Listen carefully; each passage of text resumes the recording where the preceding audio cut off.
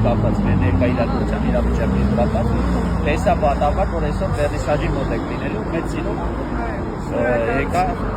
այդ գրառումն էլ ցանկանում եմ արիթից օգտվելով ձեր թույլտվությամբ ստեղ ընթերցել ու ասել, թե ավելի շատ ոչ թե ինչու չեմ վստահում, որտեղ իմ կարծիքով դա ավելի երկրորդական է այս պահին, այլ ինչ ըստ իս որպես հայ մարդ մեզ հարկավոր, որպեսզի ներկա իրադրությունը հաղթենք, հաղթենք առաջ։ Ձեր թույլտվությամբ ընթերցում։ Ուրեմն կարծում եմ այս պահին ավելի երկրորդական է խոսել այն մասին, թե ինչու չեմ վստահում այս իշխանություններին, քանզի կարծում եմ բոլորիս համար ակնհայտ է, թե փաստերը, որ այս իշխանություններին վստահելը հանգեցրեց այս ծայրահեղ ծանր իրավիճակին, որն ունենք այսօր։ Ես չեմ թվարկի այն բոլոր բացասական կետերը, որոնք առաջացան կամ խորացան այս վերջին 7 տարիների ընթացքում, քանզի դրանք ակնհայտ են եւ յուրաքանչյուր հայ թե Սփյուռքում եւ թե Հայաստանում տեսնում է եւ զգում է խնդիրները։ Միայն կցանկանամ առանձնացնել ըստ իս ամենակարևոր կետը պարակտումը, բաժանումը։ Փաստացի վերջին 7 տարիների ընթացքում մեր ժողովուրդը պարակտվեց, բաժանվելով արևմտամետերի, արևելամետերի, եվրոպամետերի, ռուսամետերի, քոչարյանամետերի, սերժամետերի, նախկինների, ներկաների, Լևոնա Նիկոլամետերի եւ այսպես շարունակ։ Ես եւ նախկին եմ եւ ներկա, քանզի ապրում եմ եւ նախկինում եւ ներկա Հայաստանում։ Ես հարգում եմ բոլոր ազգերին, բայց ես հայամետ եմ։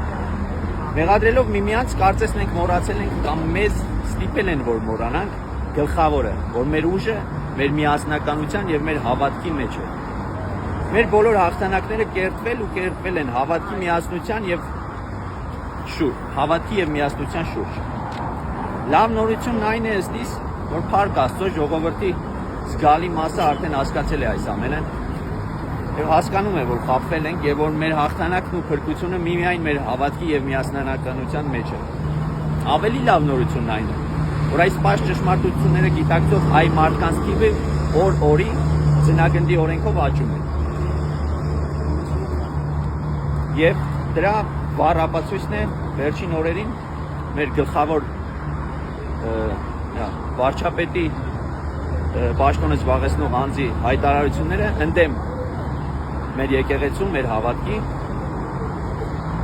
խոսքով հակաքրիստոնեական, հակաեկեղեցական եւ հակահայկական ելույթները, որը կարծում եմ բոլորիս է հայտնի։ Վերջին 7 տարիները ցույց տվեցին, որ մեր ներկայիս իշխանությունները չեն ցանկանում կամ ի վիճակի չեն դիմակայել մեր երկրի առաջ ծառացած մարտահրավերներին եւ խնդիրներին։ Քանի որ այդ խնդիրները ավելի խորացան ի վնաս մեզ եւ մեր հայրենիքի։ 3 օր առաջ մենք նշում ենք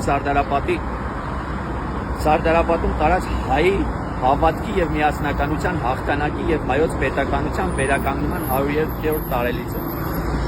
Չմոռանալով, որ վաղ անցյալում 1918 թվականին ցեղասպանությունից վերապրած մեր ժողովուրդը պատմական ողբերգությունների մոխիրներից հառնած վերակերտեց իր անկախ պետականությունը, չկորցնելով իր հավատքը եւ համախմբելով մեր հայ առաքելական եկեղեցու շուրջ, հաղթեց արժանապատիվ կյանքի եւ ազատ ու ինքնիշխան գալիքի տեսլականով։ Եվ այսօր, երբ մենք կրկին կանգնած ենք ծանր փորձությունների առջև, աղետալի պատերազմներից հետո, կրում ենք Արցախի բռնաձավթման ու ազգային վերքերի ծանր հետևանքները, Սարդարապատի խորհուրդը նորից հիշեցնում է մեզ անպեկանելի ճշմարտությունը։ Մենք կարող ենք հաղթել եւ միավորված ենք հավատքի, մեկ ձգտման, մեկ նպատակի եւ ազգային արժանապատվության շուրջ։ Այսօր մեզ է հանձնված այս անգնահատելի ժառանգությունը։ Եվ մենք պարտավոր ենք ամրապնդել մեր պետականությունը, զորացնել հայրենիքը եւ լինել զգոն ու պատասխանատու մեր ազգային իրավունքների պաշտպանության գործում։ Խոնարհվելով բոլոր նրանց հիշատակի առաջ, ովքեր առանց վարանելու իրենց կյանքը դրեցին մեր պետականության եւ արժանապատվության պահպանման գործում, կոչ եմ անում իմ հայ ժողովրդին։ Իմ բոլոր քույրեր եւ եղբայրներին, թե Սփյուռքում եւ թե Հայաստանում ապրող, հավատալու մեր ուժերին, չվախենալ, այլ պատրաստվել նոր Սարդարապատների եւ հաղթանակների։ Քանզի պատմությունը բազմիցս ապացուցել է, որ մենք ունենք այդ ներուժը, եւ այդ ներուժի հիմքը մեր հավատքն ու միասնությունն է։ Միավորվելու համազգային նպատակի շուրջ, չմեղադրելով միմյանց, համատեղ ջանքերով կերտելու արժանապատիվ, ամուր եւ լուսավոր ապագա մեր հայրենիքի, մեր եւ մեր գալիք սերունդների ապագայի համար։ Թող մեր նախնիների սխրանքները շարունակ ոգեշնչեն մեզ այս սուրբ սրբազան պայքարում։ Թող փառավորվեն բոլոր նրանց հոգիները, ովքեր իրենց կյանքի գնով պահեցին եւ փոխանցեցին մեզ մեր սուրբ հայրենիքը, մեր հավատքն ու արժանապատվությունը, մեր հայ մնալու պատիվը։ Կեցե անկախ Հայաստանը, կեցե հայ ժողովուրդը, ազատության ու արժանապատվության ու պետականության կերտողը։ Եվ հավերժ փառք մեր հորը, որդուն եւ Սուրբ Հոգուն։ Ամեն։ Եվ եթե դու կտակ ամփոփեմ Չարենցի կներեք։ Եկե ճուզված էի։ Չարենցի չէ։ Մեր մեծանուն գրող բանաստեղծի խոսքերով։ Մասիստ է սյունն Հայաստանի, ազգ նավակող մագնիսեցյունն Հայաստանի, բավ է հայեր ծրված մնակ մատներիս պես, բռունցքվելն է հավերժություն Հայաստանի, Հովանես Շիրազ։ Ապրեք շատ, շնորհակալ ենք։ Ես եմ շնորհակալ, ճիշտն ասած ես լրիվ պատականություն, ես պատականությունը ինչ եմ հավատում, բայց առավոտյան այս գրառումը, որ ես պատրաստել էի, որ իմ էջում ինչպես նշեցի, հայ բռունցք է գոչվում էջն էլ, ուզում էի Facebook-ում հրապարակեի ու տեսա ձեր գրառումը, որ այսօր լինելու եք վերնիսաժի մոտ, իսկ ես վաղուց էի ցանկանում գալ, որ իմ անվստահությունը հայտնեմ եւ ցանկացա առիթից օգտվելով գրառումս բանավոր փոխանցել հայազգին իմ եղբայրներին ու քույրերին։ Հիմա գրառումը հենց հիմա արդեն կտեղադրեմ։ Այստեղ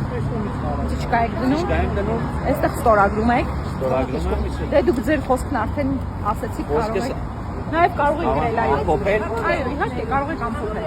Շիրազի խոսքերը։ մեքենան այն հա։ Իմ մեքենան երազ մեքենա է, որի նշեմ նաև առիթից օգտվելով, որի միակ հայկական մեքենան է, բոլորս գիտենք, իր լոգոն, իր տարբերանշանը Արարատն է,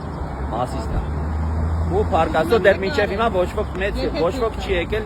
չի փոկել լոգոն, կա ու լինելու է։